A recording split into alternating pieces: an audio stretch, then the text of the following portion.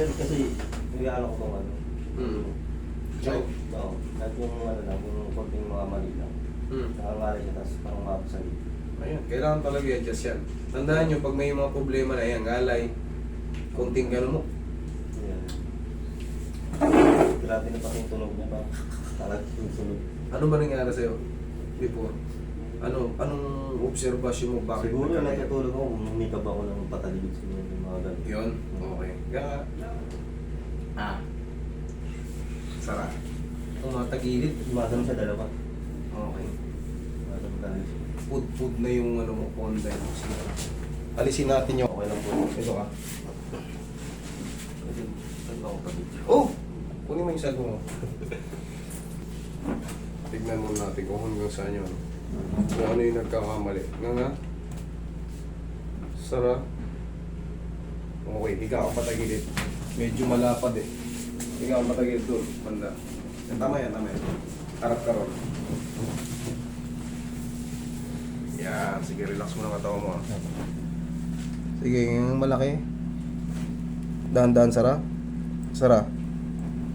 Yun. Dito ka. Buka dito. Ano yung nangyari sa'yo? Oh, ganyan ka lang. Pag humikap tayo, nung nakatagilid, lumaglag. Yeah. Ngayon, siyempre, may mga ligaments yan dito, may mga tendon muscle. Yan ay nangangali kasi wala sa timing. Naramdaman, lakas. Kaya nga. Pero hindi yan sasakit. Hindi yan sasakit. Pag sumakit yun, ibig sabihin mali ako. Pero pag hindi sumakit, naging normal, tama lang yung posisyon na yun. Sa lakas ng tumulong na yun, imposible hindi ma-dislocate yung panga mo.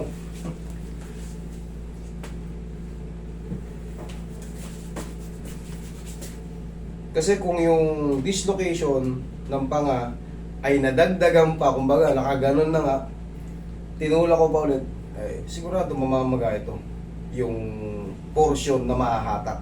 Pero kung tama yung adjustment, okay na. Parang konting ano na lang, konting-konti na lang. Yung, kasi sumasakit na siya eh. Tapos dito, pag nabawasan yun, ibig sabihin yun, nabawasan yung stress, sumakto lang yun. Pero pag nadagdagan yung sakit, Pero natural master yung ano niya, parang... yung gaganon-ganon na yung panga mo, wala na, hindi na maalis yung idol. Alam mo bakit? Tagal mo kasing hindi pinaayos eh. Kumbaga, araw-araw kasi tayo kumakain eh. Napupudpud yung iba. Meron tayong tinatawag na elastic cartilage dyan sa loob. Yun yung isa pa rin sa nagkikreate ng popping clicking sounds.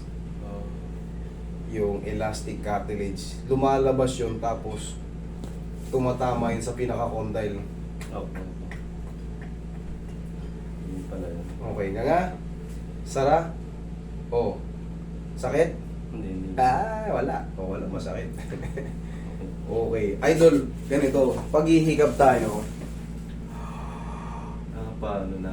sige, lakasan mo. Kahit malaking hikab. Yan. Kahit gigil na hikab, kahit itodo mo pa siya, basta ito, tandaan nyo to, ibaba nyo lang to, ganyan, no? Kasi ang normal na hikab, ganyan, no? Mga po. Parang yun. Normal yun. Delikado yun pag meron ng play yung jaw mo. Ngayon, dadayain mo na yan kahit papano. Tatandaan nyo to, basta pag maghihigab kayo, lalo antok na antok kayo, kontrolin nyo, ibaba nyo to, ganun, no? Kahit isagad nyo, basta, okay, ikaw, sige, lakyan mo. Sige, kahit gigili mo pa, kahit inganga mo pa yan, wala, hindi maglalakyan. Basta paloob lang siya. Basta paloob lang to. Ibaba mo lang to ng konti. Okay? Papasok. Hanggang ka. Sakit? Wala. Wala naman. Talagang yung tunog na. Okay. Thank you. Idol. Opo, meron pa pa. Kaso napunta yung frozen shoulder ko dito. May master ako. Inyo, so sobrang dami namin ganito. Siyempre, mag-ano kayo? Mamili kayo. Kaya, Piliin nyo maigi. sige. Kasi baka ma-double damage na kayo. Sige, opinion na ako. Dali ah. Man lang siya yung haplos ng pagmamali. Palalambutin muna. Pinira ng biya. Ito, namimilipit ka na rito. Oo nga po, sobrang sakit po talaga. Talagang... Ayan, natin yung itsura mo. Naluwa na po ako rin. Sobrang sa tama ba sa ako ko? Nagbibidyo kasi asawa ko. Oh, wala yung ano, wala siyang kulang sa haplos ng pagmamahal, yun lang. Pero yung pag-handle niya ng ano, marunong na siya kaso siguro baguhan pa. Hindi niya alam yung, tignan mo hanggang ngayon namimilipit ka pa oh. Hindi nga po yung ano. Tapos, kung pinagkagsige. Okay na, nakita ko na kung anong ginawa. Oh, kita mo lang, mamay tayo mukha niya eh. Unfair naman. Kasi nobody's perfect. Pero siyempre, nobody's perfect nga. Pero siyempre nga, kailangan talaga. Kayong mga lumalapit, kayong mga nagpapabook, reviewin nyo talaga yun. No? Reviewin nyo talaga. Kasi yung mga ganitong adjustment, hindi pwede magkamali. Pag nagkamali, lalo rito sa leeg. Yan nga po, meron din ako hindi. Paano na lang kung itong hindi nakabalik? Wala na. Pipisig-pisig ka na. Yan, sige mo opinion na ako.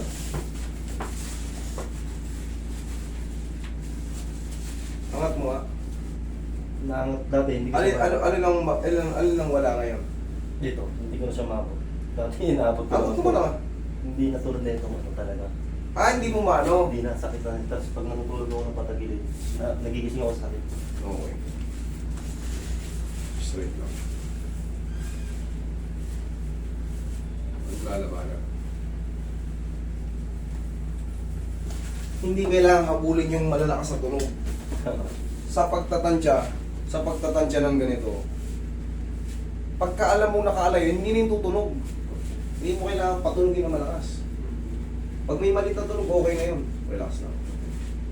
Lambutan mo lang.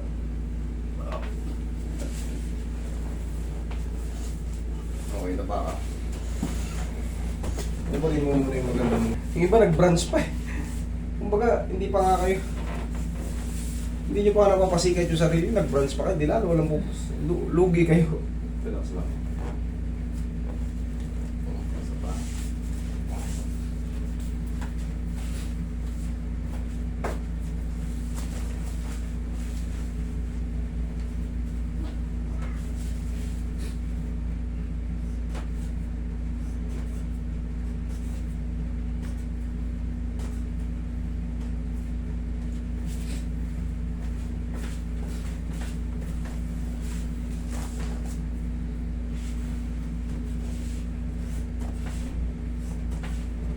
Okay, massage mo si sir. Palambutin mo muna yung mga muscle mo.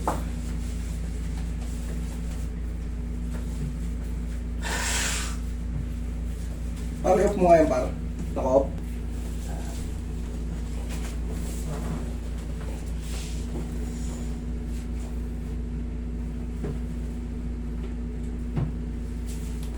Parang wala siyang vlog. Dali. Buka lang. Ito yung kulang niya, oh. Haplos ng pagmamahal. Kasi sa mga frozen shoulder, hindi talaga yan kagad na perfect. Lalo kung hindi nyo talaga maangat noon. Kulang lang yan sa haplos ng pagmamahal at konting explanation pa.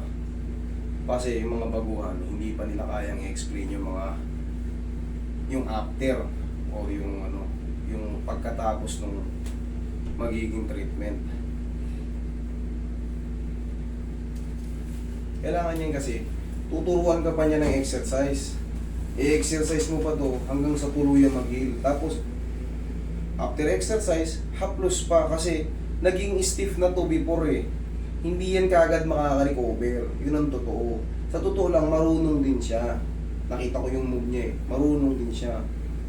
Ang problema, syempre, pagbabaguhan, kulang pa yung knowledge sa explanation, yung alam yung kalalabasan, hindi niya pa naituturo sa'yo. Hindi na ituro sa'yo kung ano magiging ano. Kasi yan, susundan mo pa ng mga exercise pa talaga yan. Pag galing ka sa super frozen shoulder. Actually, hindi lumipat yan.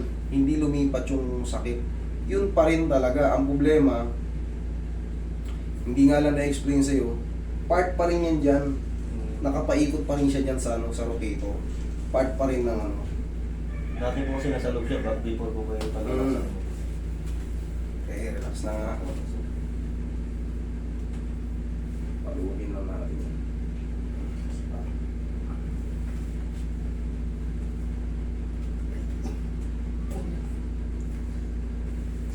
Okay, round. Okay, pahinga. Wait lang, tayo mo lang ng konti, mga 20 seconds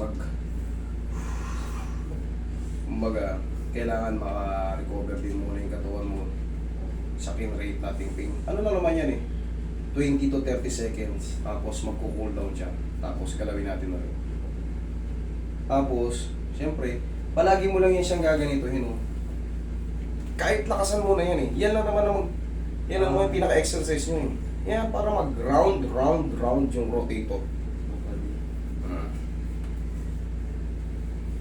Sige, press mo ngayon. Kita mo, mas malayo na. Oo nga. Yun ang kulang niya. Haplos ng pagmamahal at sa pag-alalay sa mga hindi kailangan palakasin ng tunog. Kailangan lang yan, alam niya kung ano yung ina-adjust niya. Okay? O, tapos ganito. Yan. Kulang lang siya sa explanation. Marunong na yun kasi syempre, pag beginner pa, nobody's perfect. Pero yung sa ganito kasi bawal magkamali. Lalo sa mga leeg. Oo nga po. Maaari ka kasi malumpo. Nangangalit-halit po. Hindi mo alam. Ayun na, na-traction na yun. Okay? Okay lang ba? Sayati ka rin ako Dami tama. Na-traction ko na ba siya, Roy? Traction natin. Traction. Lagi. Yung sa lower back, kasama yung sa pagpapatunog sa balakang kanina. Ganito. Higa kang pati haya. Dapat. Yeah. Ganito naman. Sa part naman ng mga pasyente, kasi may method dyan sinusunod yung mga lalapitan nyo. O sabihin nyo, hindi ako. Kailangan sabihin nyo lahat yung kasi isang ano lang yan. Magtataka kayo. Ay, dito pa. Pagka ganun bitin, kumbaga, yung mga method na pagbaguhan, maliligaw. Pero sa akin kasi, hindi ako maliligaw. Kailangan ko lang ipaalala sa inyo, sabihin nyo lahat ng Kaya sabi ko sa iyo, part na yun. Hindi na yan dapat ulitin. Kasi pag inulit mo yan, iba na yung kalalabasan. Malalamog na yung joint mo. Okay, inhale. Exhale. Dadagdagan lang yan ng traction. Ito kasi damay na yan hanggang balakang. Damay na yan. Tapos konting stretch. Tapos di ba nakikita mo may tinuturo ulit sa balakang? Oo. Paano yun? Yung pag Oo nga po. Pag yun lang. Pag-gising natin sa umaga, stretching. kailangan na natin yun. O sige, ikaw tumayo ka. Baka di ka marunong One. Tama yun. Two. Yan lang. Yan ako kailangan. Yan lang. Okay? Oo. Sige. Thank you.